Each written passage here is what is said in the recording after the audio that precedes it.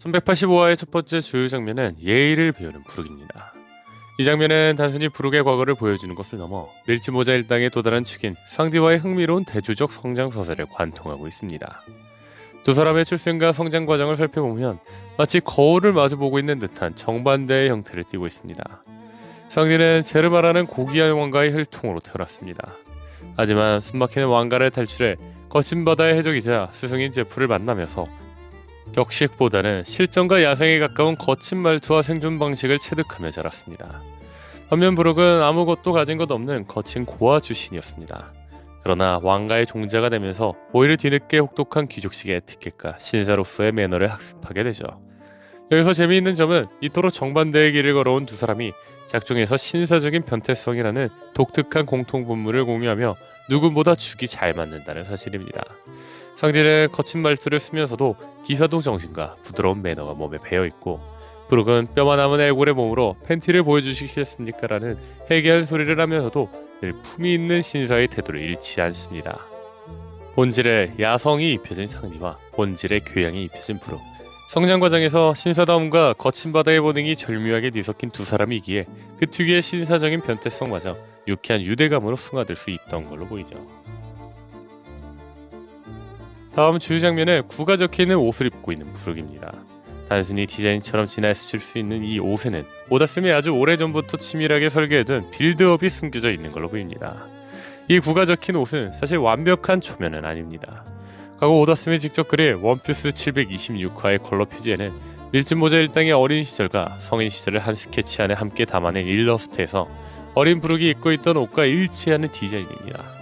여기서 숫자 9가 가지는 의미는 명확합니다. 바로 부룩이 밀짚모자 일당의 9번째로 합류한 멤버라는 상징이죠. 오다스는 수년 전 726화를 연재할 당시부터 부룩의 어린 시절 디자인을 이미 완성해 두었을 뿐만 아니라 그곳에 동료 순서를 뜻하는 구라는 이스터 에그를 심어두었던 것이죠. 그리고 마침내 찾아온 부룩의 본격적인 과거 예상에서 이 설정을 자연스럽게 녹여낸 거죠. 다음 주요 장면은 캔들의 병에 얽힌 기묘한 타임라인입니다. 작중 언급된 사실들을 세밀하게 연결해보면 모순과 불길한 정황이 포착됩니다. 세계 정부의 배가 에스페리아 왕국을 방문했고, 그 직후 서쪽보다 최고의 미녀였던 캔들이 수개월 동안 알아누웠습니다. 그리고 루벤 왕자가 급하게 왕위에 오르며 그녀와 결혼하더니 곧바로 딸 슈리가 태어났죠. 이 타임라인이 가리키는 진실은 단 하나입니다. 당시 에스페리아를 방문했던 천룡인에게 캔들이 몹쓸 짓을 당했고, 그 충격과 슬픔으로 먼저 누운 채 슈리를 임신하게 되었다는 비극적인 가설입니다. 그렇다면 루벤 왕자는 왜 하필 그 타이밍에 급하게 왕위에 오르며 그녀와 결혼했을까요? 루벤 왕자는 캔들을 진심으로 사랑했기에 그녀를 보호하고, 나아가 천룡인의 자식을 임신했다는 사실이 폭로되어 왕국 전체가 파멸되는 것을 막기 위해 스스로 방패를 자처한 거 아닐까요? 자신의 명예를 버리고 슈리를 친딸처럼 키워낸 이 눈물겨운 서사는 우리가 에게드 편에서 목격했던 쿠마와 지니, 그리고 본인의 비극적인 평행이론과 닮아있죠. 특히 이를 뒷받침하는 결정적인 신체적 비밀이 있습니다. 바로 슈리가 양쪽 눈 색깔이 다른 오드아이라는 점입니다. 선천적 오드아이는 부모 중 한쪽으로부터 유전적 영향을 받아 나타날 확률이 매우 높은 특성입니다. 하지만 정작 부모인 루베누 왕자와 캔들은 둘 다 오드아이가 아닙니다.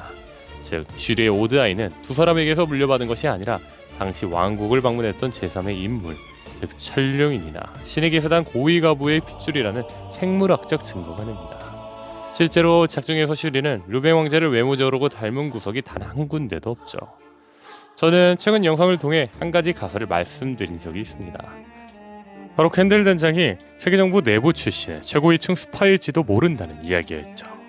원작의 갓벨리 회상에서 최고저훈련층 천룡인 가문 중 하나로 맵마이어가가 공식 등장한 바 있고, 넷플릭스 원피스 실사판에서도 이 이름을 딴 맵마이어 오페라 하우스라는 독특한 건물이 조명된 적이 있습니다. 그런데 작중에서 캔들 단장이 가장 처음으로 등장한 장소가 바로 이 오페라 하우스였습니다. 오다쌤이 이미 실사판에서부터 철저한 빌드업을 거쳐 캔들과 전룡인 가문을 연결하는 상징적인 힌트를 던진 거 아닐까라는 거죠. 또한 슈리 공주가 갓벨리 편에서 우리에게 군코로 소개될 때의 공식 플레임은 바로 맵마이어 군코였습니다. 성을 숨긴 채 왕국의 공주 슈리로 자랐던 그녀가 결국 천룡인의 성씨인 맵마이어를 달고 등장했다는 이 엄연한 팩트는 그녀가 그 어떤 방식으로든 전령인의 피를 이어받은 존재라는 거죠. 과거 피거랜드 갈링성이 갑벨리에서 샹크스라는 빚줄을 남겼던 것처럼 맷마이어 가문의 미국이 에스페리아 왕국에서 맷마이어 구코라는 아이를 통해 그대로 되물림된 것일까요? 이 부분은 더 지켜봐야 할 것 같네요. 다음 주요 장면은 에스페리아 왕국을 완전히 파멸의 구렁텅이로 몰고 간 의문의 독성 안개 등장입니다.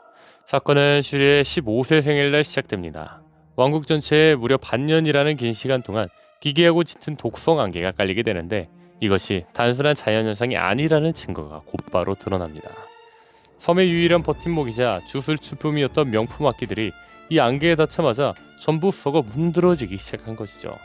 결국 국가의 경제 기반이 완전히 마비되면서 에스페리아 왕국은 가맹국으로서 반드시 지불해야 하는 천상금을 도저히 낼 수 없는 파산 상태에 직면하게 됩니다. 기다렸다는 듯이 세계 정부가 내민 카드는 구원이 아닌 받아들일 수 없는 잔혹한 조건이었습니다. 천상금을 감면해주는 대가로 왕국의 국민 1000명을 노예로 만들어 바치라는 요구였죠. 한 나라의 주권과 국민을 대놓고 사냥하겠다는 악랄한 선전포고나 다름없었습니다. 결국 나라와 국민을 지키기 위해 에스페리아 왕국은 세계 정부를 상대로 처절한 전쟁을 선택하게 됩니다. 하지만 이 전쟁의 끝은 너무나도 참혹했습니다. 전쟁의 소용돌이 속에서 슈리와 루덴 왕자는 알 수 없는 힘에 의해 괴괴스러운 악마의 형상으로 변해버렸고 근데 루덴 왕자는 폭주한 군코에 의해 처절하게 숨진 채 발견됩니다. 그리고 바로 그 피비린내 나는 비극의 중심, 참극의 현장 한가운데서 괴수로 변신한 오로성 마지성이 그 거대한 모습을 드러내고 있었습니다. 이 모든 타임라인과 정황을 종합해보면 에스페리아를 말려 죽인 독성 안개부터 루덴 왕자의 죽음까지 전부 세계 정부가 기획한 더러운 시나리오였으며 그 핵심 무기인 안개의 정체는 바로 마지성의 권능일 확률이 높아집니다. 여기에 오다셈 특유의 고증과 설화적 빌드업이 들어갑니다. 마지성이 변신하는 환수적 요괴 이치마데는 일본 전통 설화에서 대역병과 거대한 재앙, 죽음의 기운을 몰고 오는 괴조로 묘사됩니다. 그런데 인류 역사에서 전염병과 역병은 의학이 발달하기 전 흔히 독성안개나 오염된 공기에 의해 퍼진다고 믿어져 왔습니다. 즉, 이치마데가 물고 다니는 역병의 구름이 작중에서는 에스페리아를 파멸시킨 독성안개로 표현된 걸지 모른다는 겁니다. 더 나아가 오로성 내부에서 마지성이 맡고 있는 직책은 환경의 무신입니다. 과학의 무신이었던 세턴성은 자신의 과학 권능과 인체 실험으로 본인의 청홍린이라는 잔혹한 인공질병을 앓게 만들며 한 가정을 파탄냈습니다. 그렇다면 이번 회상에서 환경의 무신인 마지성은 자신의 직책과 권능에 걸맞게 에스페리아라는 국가 전체를 타겟으로 삼아 인공적인 환경 재앙을 내려 섬을 통째로 썩게 만들었다고 보는 것이 서사적으로 맞아떨어집니다. 이 가설이 확정된다면 우리는 오다스미 설계한 원피스 최종장 연쇄서사 법칙을 발견하게 되는 것입니다. 과거 구마의 인생을 송두리째 짓밟고 본인을 괴롭혔던 에그의 대편 최고의 악당은 과학의 무신 세턴성이었습니다. 그런데 여기서 재미있는 건 오로성에게는 고유의 번호가 있는데 세턴성은 5번. 그리고 이번 부르게 과거의 상에서 한 왕국을 왕계로 말려 죽이고 루덴과 슈리를 파멸로 몰고 간 최악의 흑막은 오로성 4번, 환경의 무신 마지성이라는 겁니다. 오로성의 넘버링이 5번에서 4번으로 정확히 역순으로 카운트다운되며 아군들의 과거 해상 속에 배치되고 있는 것입니다. 이 평행이론의 법칙이 이어진다면 앞으로 밀짚모자 일당이나 주요 인물들의 숨겨진 과거 해상이 찾아올 때마다 남은 오로성들이 차례대로 최후 배우로 등판할 확률이 매우 높습니다. 다음 미국에서는 3번 법무의 무신 워큐리성, 그 다음에는 2번 재무의 무신 나수즈로성, 그리고 마침내 1번 농무의 무신 주피터성까지 오로성 전원이 과거 역사 속에서 밀짚모자 일당의 소중한 것들을 어떻게 유린해 왔는지가 차례대로 밝혀질 거라는 역대급 빌드업인 셈이죠. 그리고 여기서 마지막으로 흥미로운 가설을 하나 더 해볼까 합니다. 에스페리아 왕국을 반년 동안이나 가두며 모든 것을 부식시켰던 이 기괴한 안개의 이름이 작중에서 무엇이었나요? 바로 스모그였습니다. 원피스에서 연기와 안개하면 우리에게 너무나도 익숙한 한 인물이 자연스럽게 오버랩됩니다. 바로 해군 중장 스모커이죠.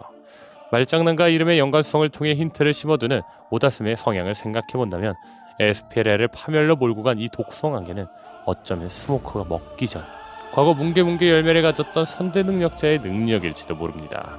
자연계 뭉게뭉게 열매는 작중에서 스모커가 쓸 때는 다소 평범한 능력처럼 묘사되었지만 만약 세계 정부나 오로성의 손에 귀속되어 악의적으로 각성한 채 사용되었다면 한 국가의 환경을 통째로 오염시키고 말려 죽이는 대량 살상 무기로 돌변했을 가능성은 충분합니다.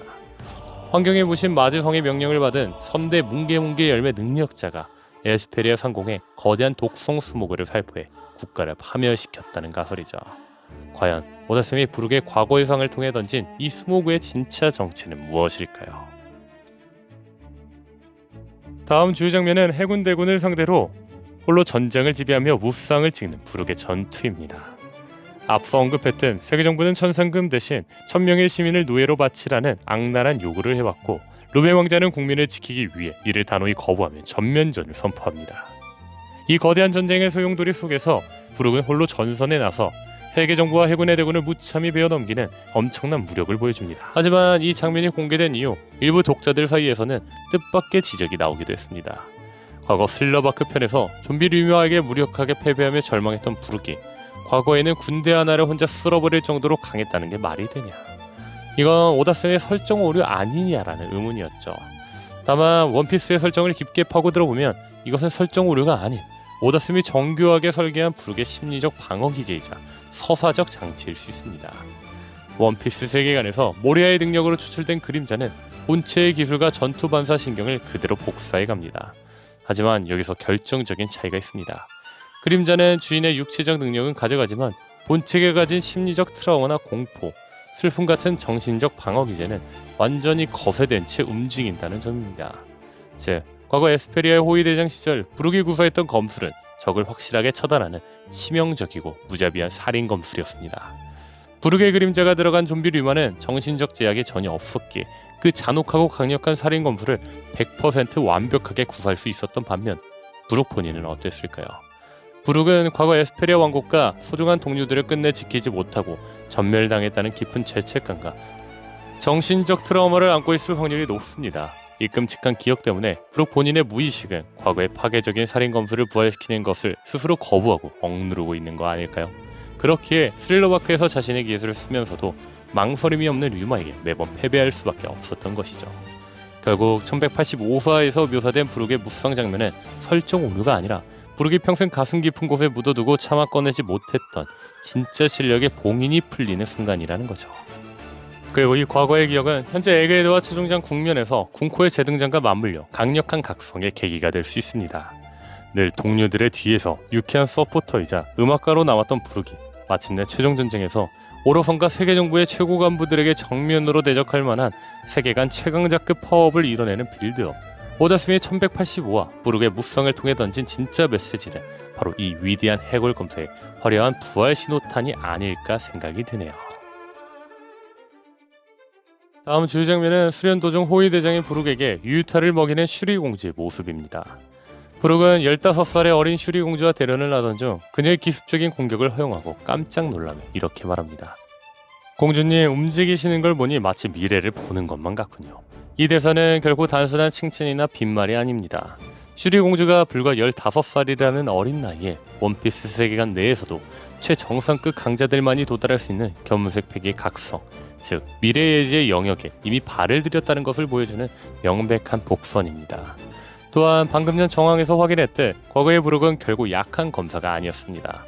세계정부의 군대를 홀로 상대하며 무쌍을 짓고 지휘관으로서 전장을 지배하던 에스페리아 왕국 최고의 실력자이자 베테랑 호위대장이었습니다. 그런 최정상급 검사를 상대로 고작 15살의 소녀가 움직임을 완벽하게 읽어내고 칼날을 집어넣었다는 것은 생물학적으로나 서사적으로나 엄청난 거죠. 훗날 그녀가 왜 그토록 강력하고 위험한 존재인 맨마이어 군코로 거듭날 수밖에 없었는지를 확실하게 증명하는 연출이라고 볼 수 있죠. 다음 주요 장면은 참극의 중심에서 마주성과 함께 서있던 의문의 인물입니다. 부룩이 필사적으로 세계정부 대군을 뚫고 궁전 내부로 진입했을 때 전장은 이미 지옥으로 변해 있었습니다. 룸의 왕자는 치명상을 입고 피를 흘리며 쓰러져 있었고 슈리 공주는 머리에 악마의 뿔이 돋아난 채 무언가에 완전히 빙의되고 조종당하는 기괴한 모습을 하고 있었죠. 그리고 그 비극의 한가운데 괴수로 변신한 오로성 마지성의 거대한 실루엣 곁에서 아주 여유롭게 담배를 피우고 있는 한 남자의 모습이 포착됩니다. 이자가 바로 에스페리아 왕국을 멸망으로 이끈 실질적인 도살자이자 세계정부의 핵심 전력일 확률이 매우 높습니다. 그렇다면 여기서 주목할 건 1086화입니다. 당시 세계회의 현장에서 실종된 비비 공주를 찾는 장면이 나왔는데 동시에 이번 1185화에서 등장한 남성과 비슷한 인물이 나왔었습니다. 더욱이 이 1086화는 피거랜드 갈링성이 신의 기사단 최고 사령관으로 처음 독자들에게 소개되며 신의 기사단이라는 존재가 본격적으로 수면 위로 드러난 기념비적인 에피소드입니다. 즉 이번 1185화에서 마제성의 옆에서 담배를 피우고 있던 이 남자의 정체는 신의 기사단의 핵심 간부일 확률이 매우 높다는 겁니다.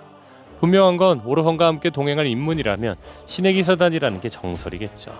현재 부르게 나라는 멸망했고 죽은 이 루벤 왕자는 살해당했으며 자신이 지키려 했던 슈리 공주마저 악마로 변해버린 이 가혹한 운명 앞에서 부르기 느꼈을 무력감과 분노는 감히 상상조차 할 수 없습니다. 결국 이 담배를 피우는 의문의 신의 기사단 임무는 수십 년의 세월을 돌아 마침내 시작될 최종 전쟁에서 소울킹 부르기 자신의 모든 트라우마를 깨부수고 정면으로 맞서 싸워야 할 운명적인 최종 상대일 확률이 매우 높겠죠.